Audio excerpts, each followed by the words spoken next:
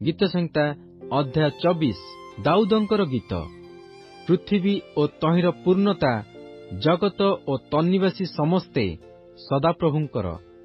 କାରଣ ସେ ସମୁଦ୍ର ଉପରେ ତାହା ସ୍ଥାପନ କରିଅଛନ୍ତି ଓ ନଦୀ ଉପରେ ତାହା ଦୃଢ଼ କରିଅଛନ୍ତି। କିଏ ସଦାପ୍ରଭୁଙ୍କ ପର୍ବତରେ ଆରୋହଣ କରିବ ଓ କିଏ ତାହାଙ୍କ ପବିତ୍ର ସ୍ଥାନରେ ଠିଆ ହେବ?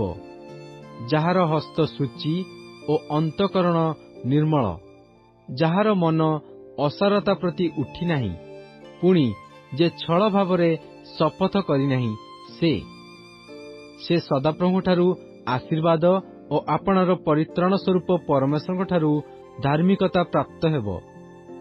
ଯେଉଁମାନେ ପରମେଶ୍ୱରଙ୍କୁ ଅନ୍ୱେଷଣ କରନ୍ତି, ସେମାନଙ୍କର ବଂଶ ଏହି।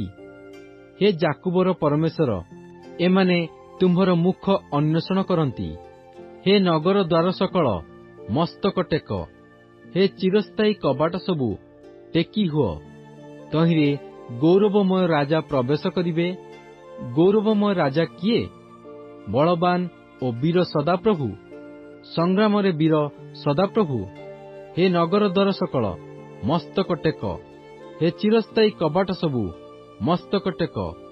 ତହିଁରେ ଗୌରବମୟ ରାଜା ପ୍ରବେଶ କରିବେ। ଏହି ଗୌରବମୟ ରାଜା କିଏ? ବାହିନୀ ଗଣର ସଦାପ୍ରଭୁ, ସେ ଗୌରବମୟ ରାଜା ଅଟନ୍ତି।